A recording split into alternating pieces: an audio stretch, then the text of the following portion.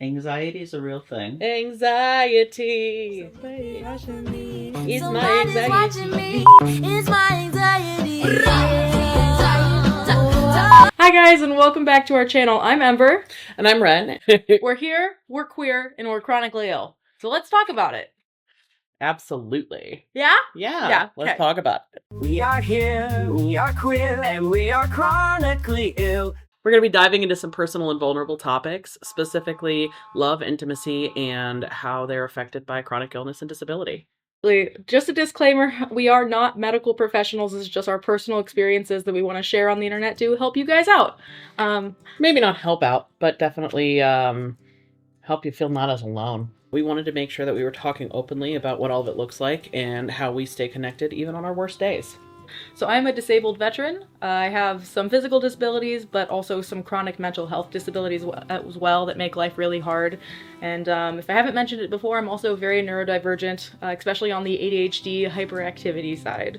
So I get lots of hyperactivity with lots of energy crashes, which can make life really hard when you're go, go, go 1 minute and then slumped up in bed the next. Leave me alone to die. That's very, very true. You are my chaos gremlin. I know. Thank you.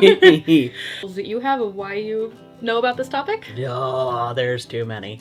Well, so first of all, I have suffered with chronic mental health issues and neurodivergent. I have ADHD, PTSD, and a bunch of other mental health diagnoses that I've dealt with since childhood. Something that's really interesting to me is you pointed out that you got diagnosed with ADHD when you were in the first grade. That is definitely very uncommon for an AFAB person. I didn't start even considering that I might have ADHD until I was in college and, failing out of all of my classes, because what else do you do when you're a freshman? So when I did finally get that diagnosis, I tried some meds and they worked for a little while and eventually they stopped.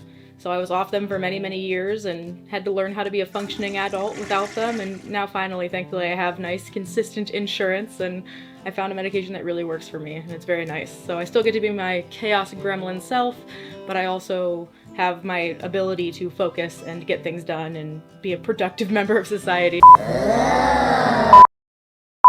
I developed physical disabilities during a car accident at a previous job and in a different relationship. Honestly, the chronic disabilities that I have completely changed how I see myself and how I love and do intimacy. A little bit of backstory. I met Wren probably 4-5 months back or 6. I'm not sure.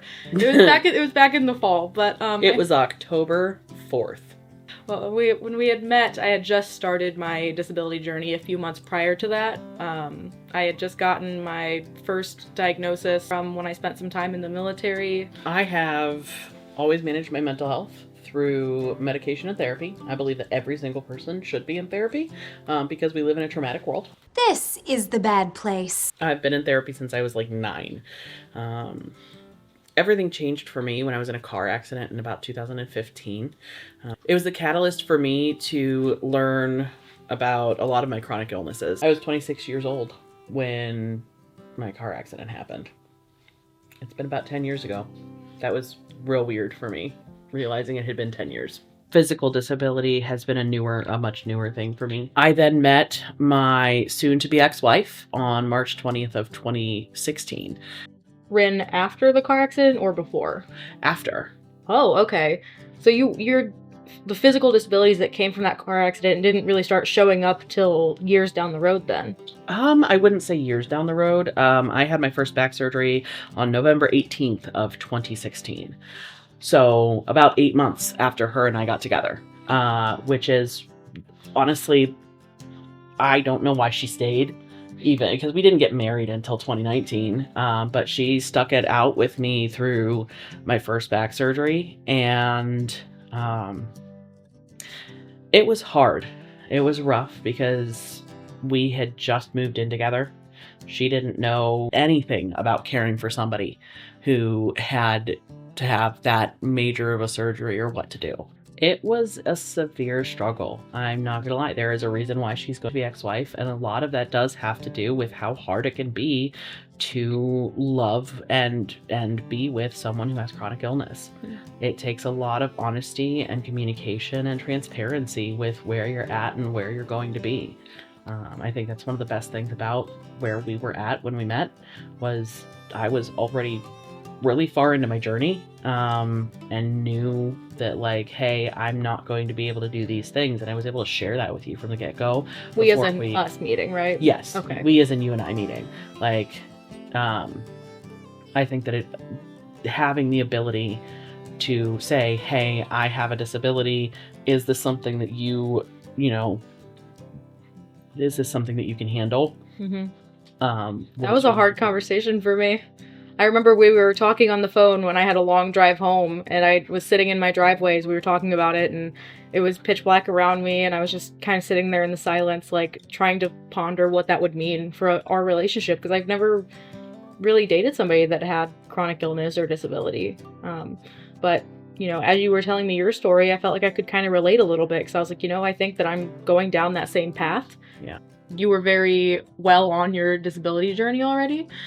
So you were very upfront about what was going on. You already had that experience and were kind of able to walk me through what that looked like in terms of what kind of extra care you needed, what you could and couldn't do, as well as like you had kind of like a roadmap of how you would get the extra support if and when I wasn't able to provide it for you.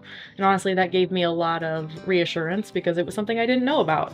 And so, feeling like I was like, oh, here's this super cute queer person, and they're telling me this thing that's kind of hard, but I'm also like, they seem like they know what they're doing. I trust them. So it hasn't always been easy, but we've worked through it really well. We've had a lot of really deep conversations, and if anything, I feel like it's strengthened our relationship. Yeah, I would say it definitely has. It's definitely made communication a lot easier. Part of the thing is that disability awareness changes how you build a relationship. It's always different when you go into something knowing that you're disabled. Going into disability with the awareness or going into a new relationship with the awareness of your disabilities, it really changes the way that you start a relationship. Because you are able to build better communication, as long as you're being honest and transparent with your partner about what is going on. Mm-hmm. I also think that it really helped you in your journey, because of the fact that you were able to give me reassurance that my needs weren't too big, but it also allowed me to help validate you when it came to your struggles that you were facing. I know that a lot of your chronic illness has to do with the mental side of things. While there is physical disability there, it doesn't flare up near as much as mine does. Mine is like thankfully a daily thing. But your mental illness definitely is something that you struggle with on a daily basis. Between the anxiety and the depression, mm-hmm. it's a struggle for you. And I love being able to be there for you. Yeah, you've been very validating, I think, in a way that nobody else really has. Not because to like discredit any previous partners, but they just didn't struggle with those things. So to have you come into my life with all of the knowledge that you already had, you saw me where I was at, and you made me feel recognized and seen. You complete me. In a way that I felt like I kind of just brushed it under the rug before. I definitely still struggle with the idea that I am a disabled person or that I am not fully able-bodied, but it's something I am slowly coming around to accept. And I think that a lot of people are actually a little bit disabled, or a lot bit, and just refuse to see it because, when we're talking about invisible disabilities, nobody gives them enough credit for how difficult they can really be. If you're enjoying our content so far, make sure to like, comment, and subscribe down below. Also, feel free to leave us a review if you like it. If you don't, then just move on along. You've been wanting to say that this entire time. That reminds me of one of the things that I wish that I could go back and redo differently in my relationship with Wren, actually, is that I was unable to see her pain and how she was struggling because of how much pain I was in. I wasn't able to see how badly she was hurting and how badly her mental health was declining, because she also struggles with mental health issues. Yeah. If you could go back in time, what would you change to be able to get that extra support? Or what would you tell yourself about that, like, just advice?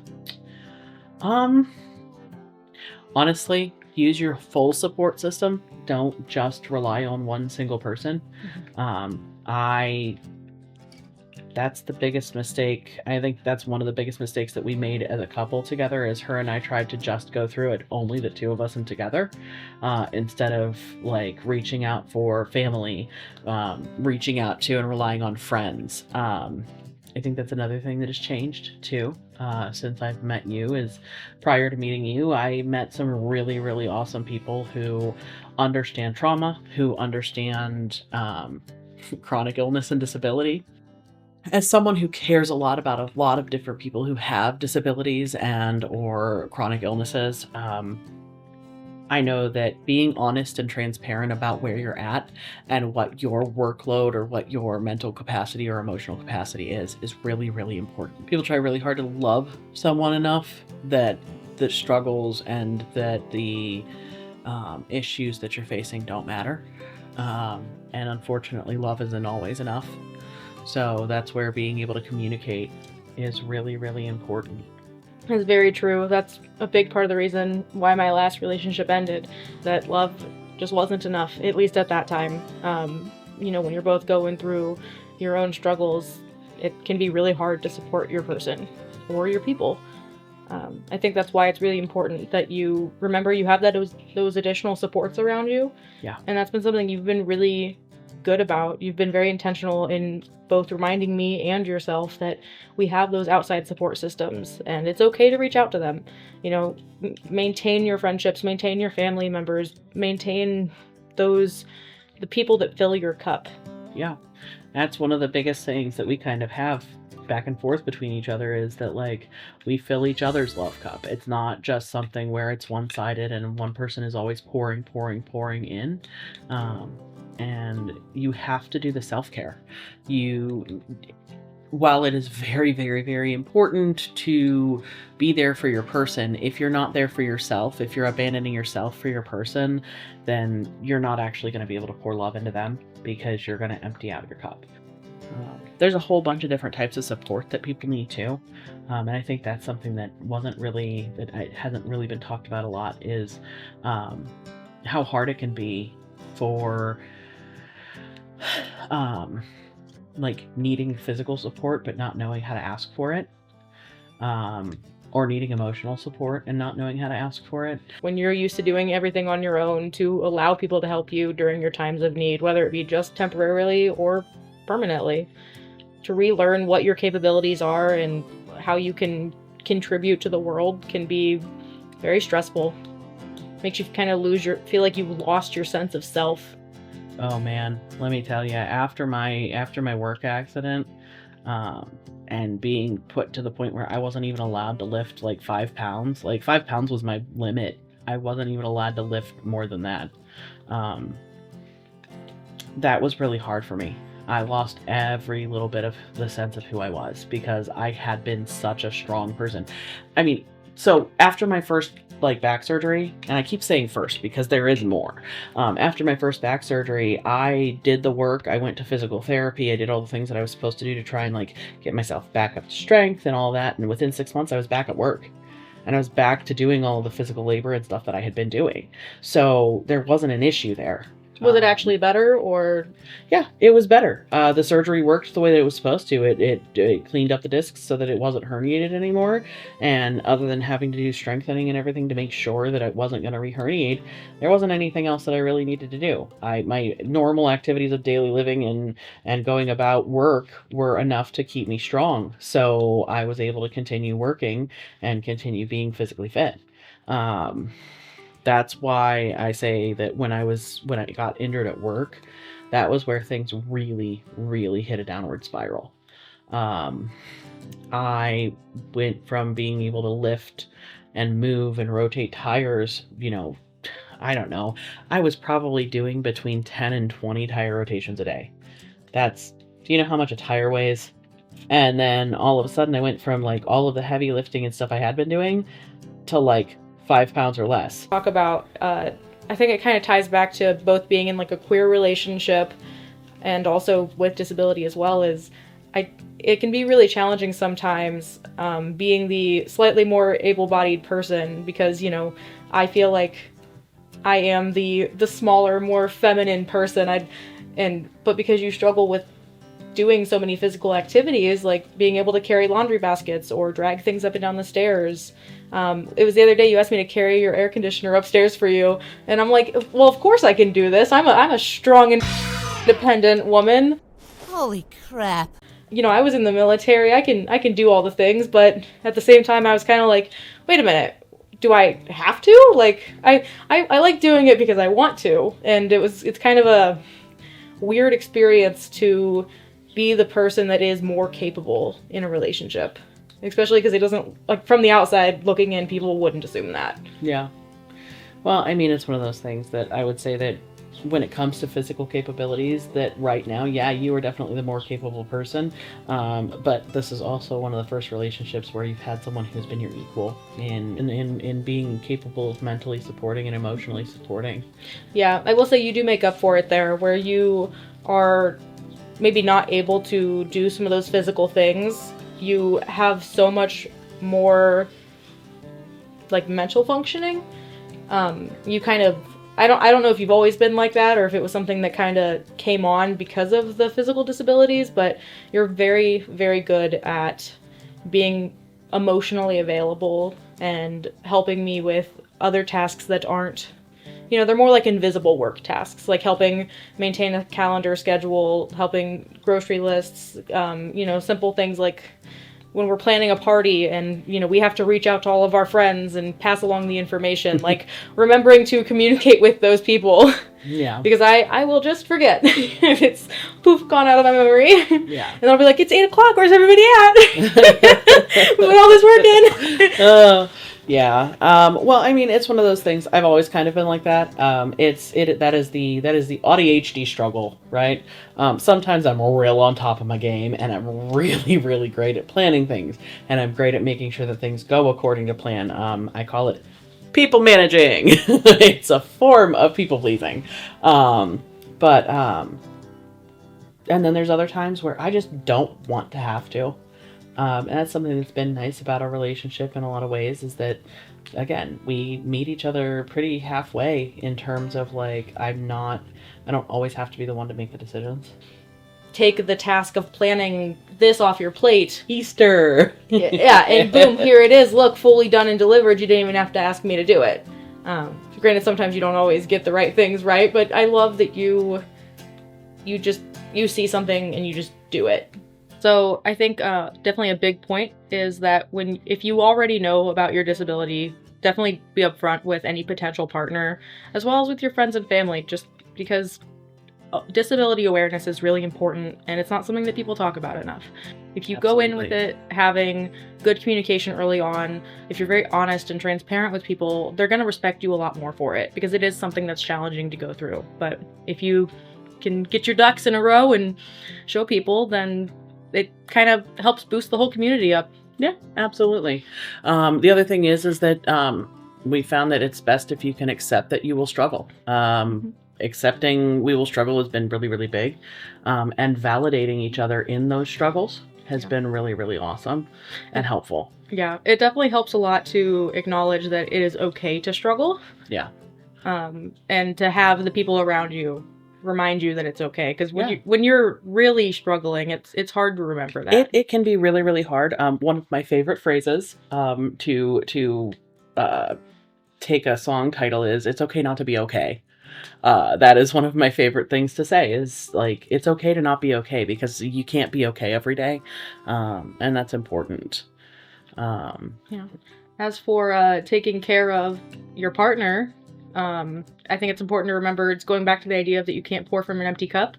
Yeah. You have to take care of yourself first. And sometimes that can be really hard when you want to give your everything to somebody.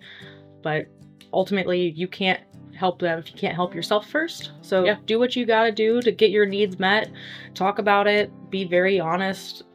It's okay to be vulnerable when things are hard.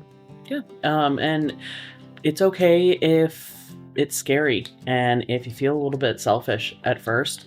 It takes some getting used to have those boundaries and to set them and be able to say, I don't have the capacity for this right now. Yeah. Putting yourself first does not mean that you are not committed to your partner, to your relationship, to your friends or family. It just means that you are, if anything, it means that you are more committed because you were committed to taking care of yourself so you can take care of your loved ones as well. And it might feel selfish at first, but it's not. And it's very important to do so. Very good to take care of yourself. Absolutely. I will say that the biggest thing that you've done for me in terms of taking care of yourself first is to give me that reassurance that you will be coming back, and that you are just going to take care of yourself so that you can continue to be there for me and support me.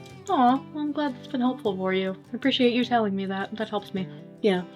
I can just do it again. The idea that it takes a village, remembering that you need to have a support system around you in order to be the best version of yourself. I think it's really important to remember that burnout is not something that only disabled people deal with. Everybody can experience burnout, and everybody does. So, while you're needing that extra support, remember that those people that are supporting you might need it from some other people too. I'd like to remind everyone that burnout isn't just something that disabled people experience. It's something that can hit our loved ones too, which means that we may need to give them some extra support or to encourage them to go and find support somewhere else, whether that maybe be finding resources for them, there's a lot of groups that are out there for families that are disabled and struggling, or maybe helping them make their first counseling appointment if they've never made one before. Things like that are always helpful. That's actually one of the reasons that we're building this channel. We want to have a place where support and understanding of being both queer and disabled can coexist and help uplift and support each other. Yeah, I'm definitely really excited to build this online community so that way not only we can share our experiences, but so can the people in our lives. Yeah, absolutely. We always want to remind you to please seek support if it's necessary. Whether that be personal or medical. Yeah, I was gonna say specifically medical treatment. Don't feel afraid to go and seek that out. Yes, it may take going to a couple of different doctors or a couple of different therapists to find the one that fits you, but definitely something you should do. None of us was meant to be alone, so please like, share, and subscribe to our channel where we all can feel a bit more supported. If you're still with us, we want to say thank you, and we're proud of you for sticking around.